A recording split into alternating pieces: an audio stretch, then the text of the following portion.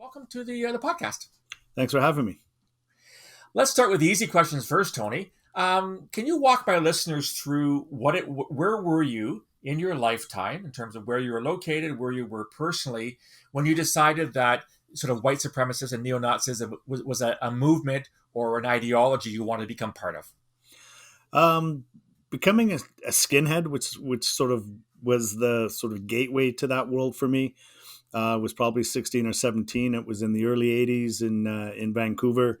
Okay. By the time I was involved with Aryan Nations, that's probably 87, 88, 89, then was quite involved with the Heritage Front and White Aryan Resistance, Tom Metzger, who was deported from Canada. Yes, I remember him well, yeah. Into the 90s. I used to hang out at the Zundel House when I was in Toronto. I started a telephone hotline in 89 called the Canadian Liberty Net, which was the subject of 2 Canadian human rights complaints, and went to the Supreme Court of Canada before I left that all behind in 1998. So about 15 years from start to finish. So, for my listeners who aren't familiar with Canada, Ernst Zundel was kind of our premier Holocaust denier for the longest time. And he was eventually deported, I believe, back to Germany and was actually arrested and convicted by the German authorities. So, Tony, what was it about the movement, if you can recall back to those days, which really appealed to you and said to you, hey, I want to become part of something like that? Well, I think, the people think often it's the ideology that is the driver, that is the main attraction, and I think it's what comes with the ideology. For me, when I first got involved with skinheads and that far right thing, I got a sense of belonging and a sense of community where I didn't have a strong sense of that. I got a sense of identity, which in my teens I was desperately searching for. I got attention when I felt invisible, acceptance when I felt unlovable, and most of all, I got power when I felt powerless. Mm-hmm. And I think those vulnerabilities are what make a lot of young people and older people susceptible to the false promises that the ideology and the movement promises. And sort of in a way, the ideology was the pill I had to swallow in order to get those other things. You raise a really good point there, Tony, and that's something that I've been talking about for, 20 years now when it comes to radicalization, to violence writ large, is that it is about community. And this is why I get really nervous when I hear people talk about lone wolf this and lone wolf that. I'm saying, no, they're still part of a community. They may, in fact, decide to act alone, which is very, very different than getting there on their own. So for you, growing up in Vancouver, you said it was a sense of community, and that's why you basically decided to go in. Were there any other friends or close contacts of yours that were also part of that, or was this something you chose to do based on your own personal circumstances? Yeah, I mean, I grew up in an upper middle class family. My father was a psychiatrist. That probably explains a lot right there. Let's not go there, Tony. Let's not go there. No, and there was stuff happening in my childhood that left me very confused, very angry, very mistrustful of authority figures, and I sort of went down a path of rebellion, as young people do. And I'd gone from listening to Elton John and Queen to the Clash and the Sex Pistols, and I was kind of into the punk scene. And ended up having to go to boarding school. I chose to go to boarding school in England for a year when I was 15, and that's where I first met skinheads, and where skinheads were first really becoming or for the second time becoming a sort of a big thing.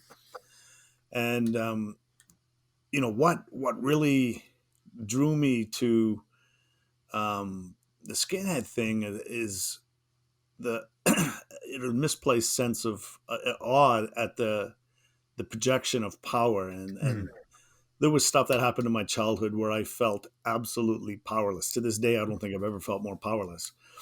And when I was with these guys, and I felt powerful, and because people were afraid of me, I was a soft kid growing up. I was not a tough kid. I didn't grow up with violence in the household, at school maybe, but not at home. And the sense of notoriety I got. So the more sort of extreme I went, and it didn't take very long before I wasn't going to the extreme. I was leading the extreme. I was leading skinheads to the extreme.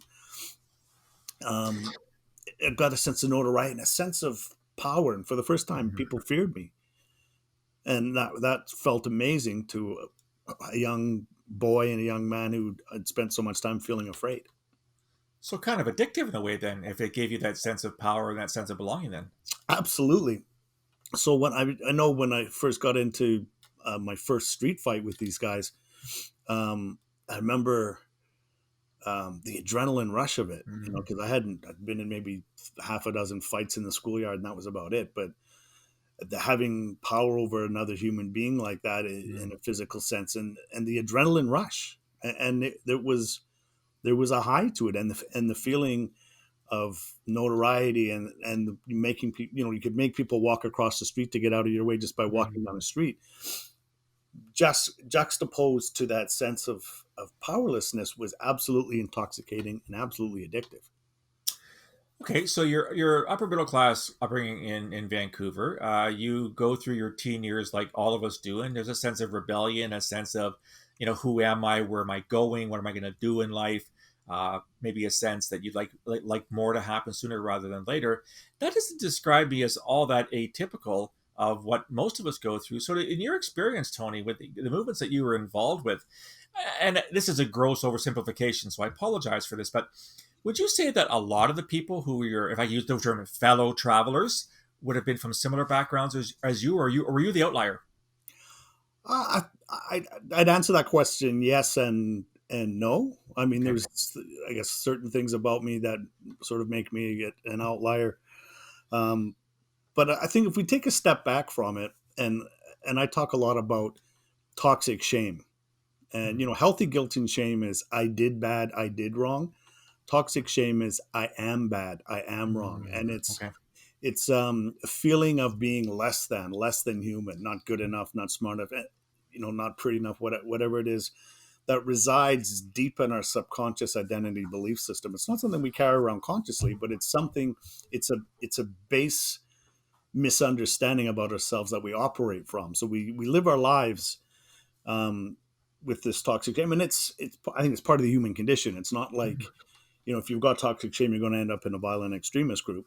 Right. Um, that's the angst that a lot of young people deal with, is dealing with who they are in the world, and we operate from sort of two places when we're dealing with toxic shame. One is we try to convince the world or deceive the world that that's not who we are. So we Mhm. project ourselves to be something that we're not. We put Mhm. on masks, we wear armor, and we hide that dirty secret from the Right. world. The other thing we do through eating disorders, substance abuse, all kinds of self harm, um, toxic shame is the dirty secret we hide from ourselves, and we Right. often Right.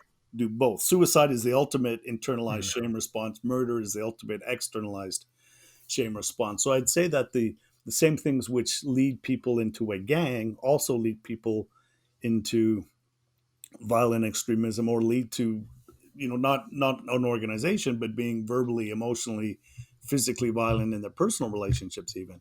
Mm. um, That's very interesting. So, okay, so you're in this lifestyle, Tony, for the better part of a decade and a half. You've got a sense of belong. You've got a sense of power.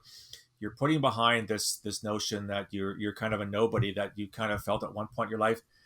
What was it then that led you to get out? Because I would think that the feelings were probably still there. You kind of still felt the sense of power. You saw yourself as kind of big man on campus within these. Like I said, you became an organizer and a recruiter. Was there a single aha moment, or was it something that kind of developed over time that said, you know what? I think I've had enough of this shit, and I need to get out.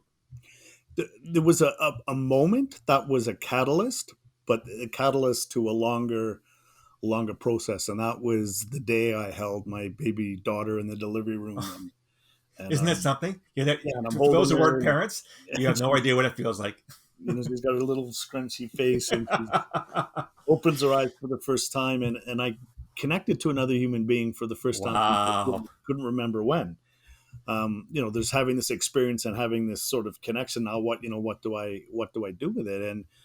And for the first time in my life, I felt that human connection, and for the first time in my life, in that period, I thought about someone else other than myself. Wow. Before that had happened, I was a complete narcissist. I Mm. was completely self-absorbed and narcissistic, and I was also completely cut off from my feeling. If you'd have met me then, I would have presented as a sociopath. Right. I'd shut down the feeling. The feeling wasn't gone, but I'd shut it down, suppressed it, and operated only from sort of ego and mind. And let me tell you, the ego should never be driving the bus. The heart should always be driving the bus. And the children, and I had a son 15 months later, and I got to parent him the way I always wanted to be parented, which was very cathartic. Mm. And the thing about children is they're safe to love. There, Yeah. there's no chance of rejection, Yeah. ridicule, Yeah. or shaming until they're about 13, and that's all there. Well, then it gets really, really bad. Only for a couple of years, and Okay. then they come Yeah, back. yeah. But 20s are better. Okay. it was a safe place for me to open up and allow myself to feel human again, to feel into my humanity. And that's really what they did, is they reconnected me to my humanity. And that's what compassion is. If there's Yeah. an antidote to shame of feeling less than human, compassion we help people feel more human.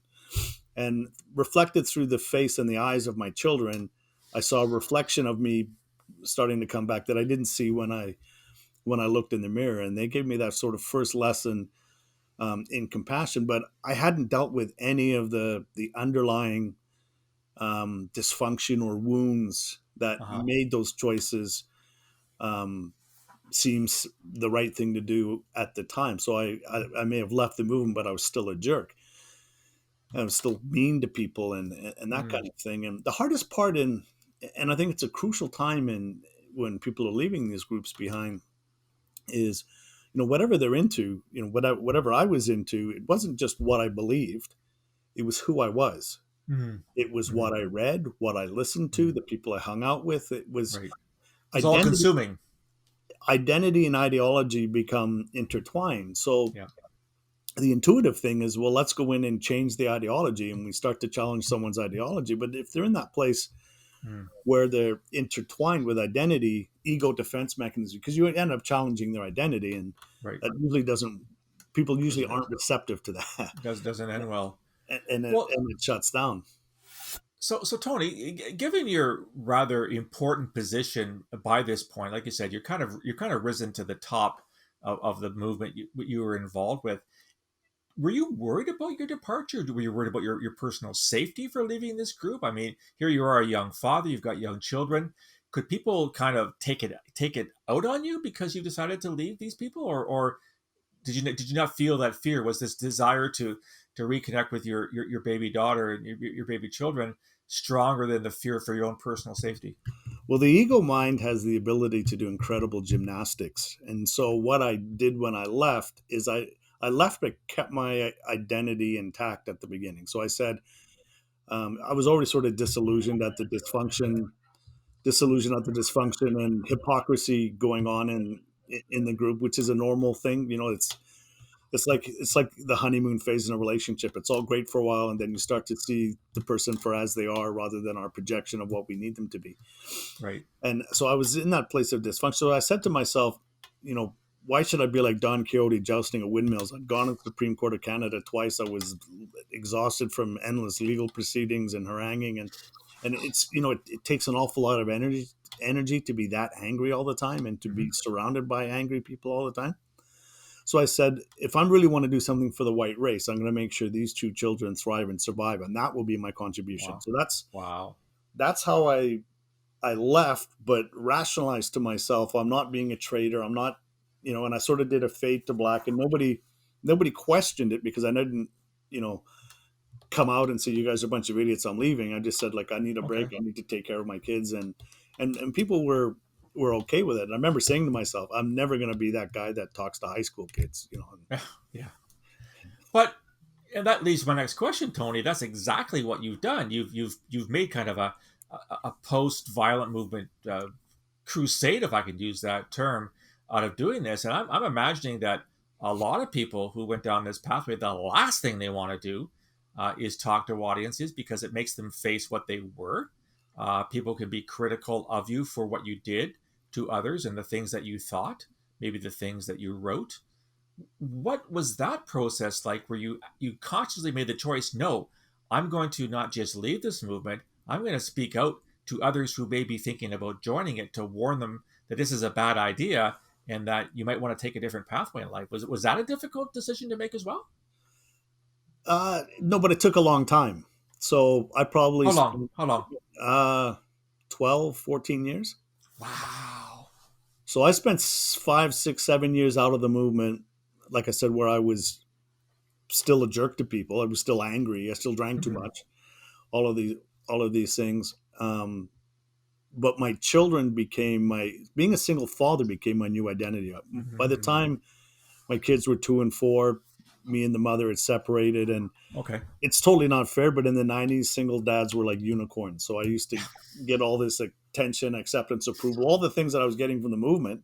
I got in a healthy Ah, way from being a single father, and so right. that identity to move to was very important key in sort of the early stages of leaving. And I think one of the crucial stages I talk about the void, and the void is, when we give up our identity and the social group of the movement, um, we have to go through a period of time I call the void where we don't have one. Yeah. Nobody Yeah. wants to be your friend that's not in the movement, and you don't want to be friends with anybody in the movement. So you're in this sort of no Kind of man's no man's land. land.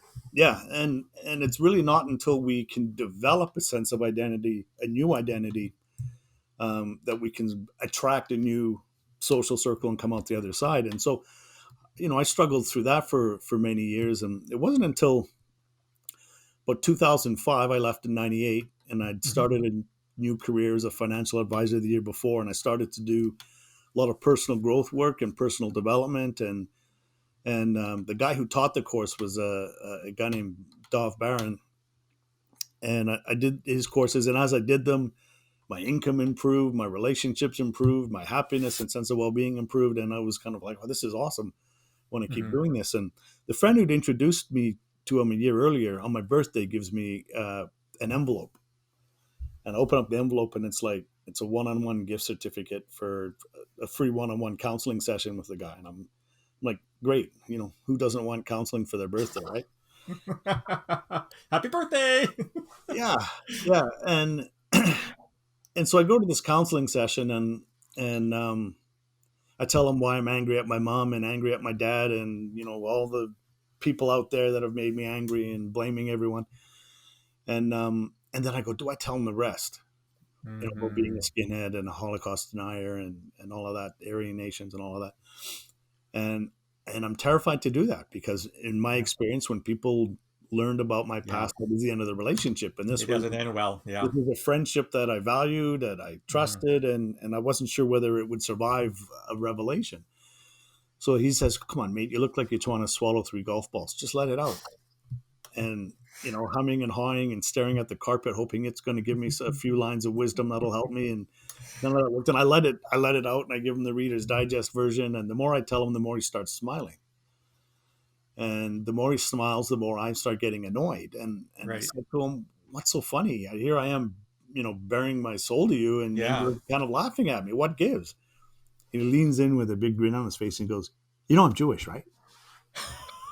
And I'm like, "Of course, of course." And here's this man who loves me, wants to heal me, wants to see the best for me. And here I am sinking into the chair, cheeks flushed with shame, knowing that I once advocated for the annihilation of him and his people. Wow. And You he can't make said, this stuff up, Tony.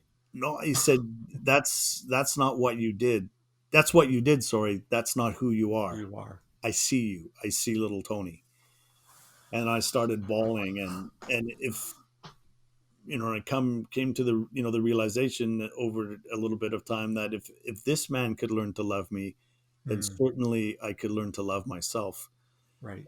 And that was the beginning of a powerful. We're still friends, and he's still a mentor to me today. Healing journey where I did over 1,000 hours of one-on-one and group counseling, where I Wow. dealt with all of that stuff underneath. That was the source, the wellspring from which the dysfunction flowed.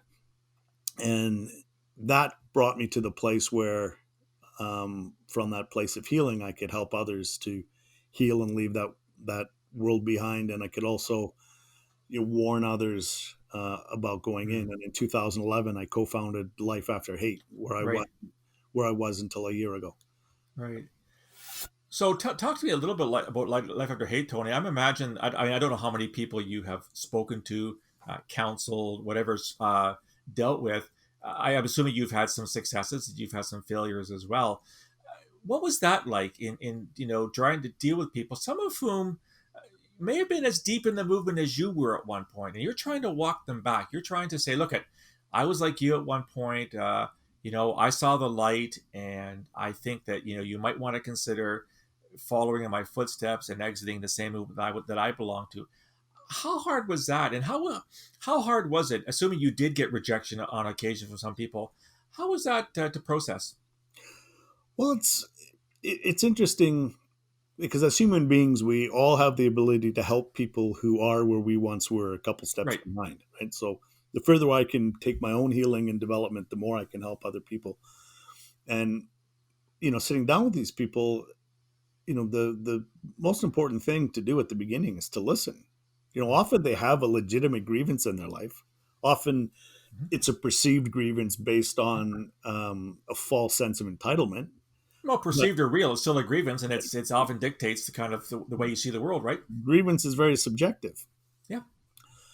and but often they've never had a chance to express it. They've never um, been given an opportunity. Nobody's ever listened to them, Hmm. right? And Donald Trump played to that perfectly. Oh, big I time. hear you. And politicians also played to that horrifically. I ignore you. I'm not even listening to you. I mean, Yeah. what's the choice you're gonna make? And Right.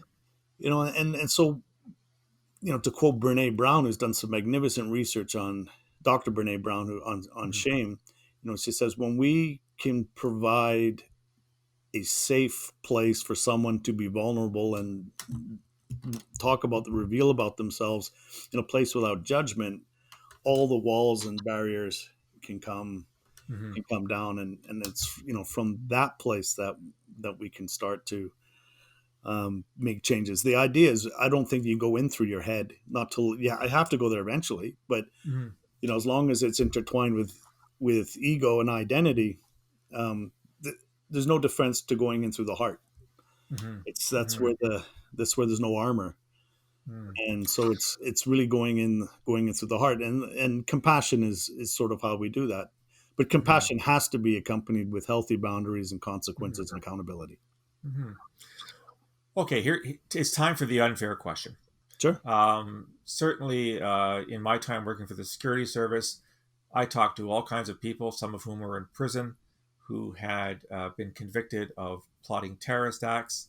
We're dealing now with this big debate in Canada: should we repatriate Canadians who went to join ISIS or Al Qaeda, may have done some horrendous things, and now claim that they've seen the light and no longer want to be part of this. So therefore, bring me home, help me. I said I've talked to people who've done sentences and have tried to convince me that they no longer believe what got them in jail in the first place. Uh, Full disclosure, I was generally a healthy skeptic because I'd seen cases where, through intelligence collection, that people were categorically lying, that they had in fact, gotten rid of this kind of thing. So if someone says to you, "Okay, Tony, you strike me as a pretty honest guy. You've leveled with me today. I think that you're truly telling me an accurate rendition of your journey and how you got out of it." What do you say to people that say, "I don't know"? How do you really guarantee? How do you really convince yourself and accept? This person truly has made a decision which no longer makes them potentially a violent person, violent extremism, because this has implications, right, for resource allocation Yep. in terms of your law enforcement, security intelligence. What do you say to people like me who say, "I don't know, Tony, you got to convince me a little bit more"? Yeah, that's a very fair question. In my case, I would say look at my actions. Yeah.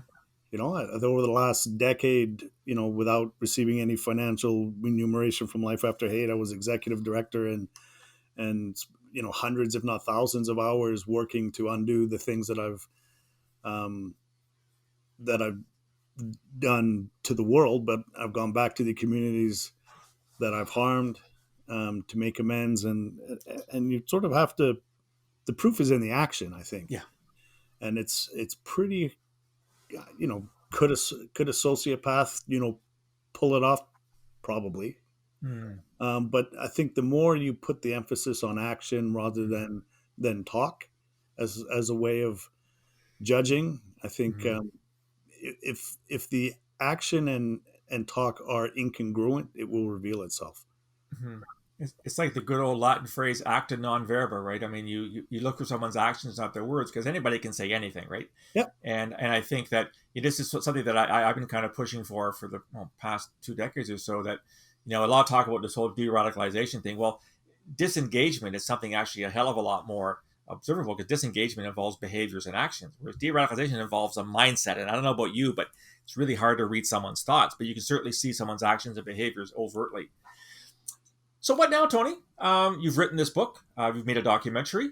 So you've left life after hate. So Yep. where does life take you now? Um, there's so much. There's touring to do with the film when things get back to normal. The film's called Healing from Hate: Battle for the Soul of a Nation. That followed myself and a couple other people from Life After Hate around for a couple of years, so, and Cool. really quite a powerful film. It's just on video on demand, so if you're on Shaw or Telus or anything and look at new releases on the documentary section, you should be able to find it. As part of my journey of atonement, for being a Holocaust denier and the harm that I did to the Jewish people, I did a journey to Auschwitz and spent some time in Krakow and Warsaw, and Mhm. we were able to. I spent 15 hours at Auschwitz over 2 days with a guide, Mhm. in a very personal um, journey. And when I first talked about the Holocaust in Auschwitz as a 20-year-old, thinking I knew everything, I Mhm. was coming from this place of non-feeling. It was like Mhm. arguing about, well, this little fact here couldn't have happened, so the Right. whole thing's wrong. Right. Um, Right. I went there to feel Auschwitz. Energy doesn't Mhm. lie, and to Mhm. feel what went on there. And in those communities, like Krakow and Warsaw, where there was vibrant Jewish communities, and now there's basically none. And it's one thing to talk about what happened in the camps, but it's another thing to go actually to the communities that were emptied out, that are still Mhm. empty today, to Mhm. sort of feel it at a much higher depth. So I'm working on that, and then doing consulting work with government and law enforcement, and resources to in communities to help grapple. And the one side of the equation to deal with this problem is the law enforcement one. Mhm. But then on the other side, I think there's also a public health Right. based practice, and so I help them understand what that looks like. If there's one thing that we're able to do at Life After Hate, is to provide proof of concept, Mhm. um, of, that it can be done, and how to do it. And I love like Life After Hate. They do great work, but will they ever scale up big enough to be able to Mm. make a meaningful dent in it? Not likely. I think the way to scale this response of bringing people back from violent extremism is to take advantage of existing counseling Mhm. and therapeutic and social work Mhm. practitioners in the community. Mhm. And it's not that they need skills; they just need to have the issue demystified, so it's not scary to them, and they Right. can bring their existing um, counseling tool belt to work on the issue. And I think, teach a person to fish, they eat for a day. Teach a village to fish. Teach a person, give a I know person what a you mean. fish to eat for a day. Teach a person to fish to feed a whole village. And I think Right. that's how we make this scalable, Mhm. by bringing things in. And it's a coordination between the federal level, but it really also has to come from the municipal and Mhm. provincial or state level. Tony, your story is a compelling one. I want to thank you for taking the time to share it with myself and with my listeners. I think you're a testimony to the fact that people can walk themselves back from these particular vile, hateful ideologies, whether they're jihadis or neo-Nazis or white supremacists or whatever. So congratulations to you for doing this. And again, thank you so much for taking the time to talk to me today. Thank you very much, Phil.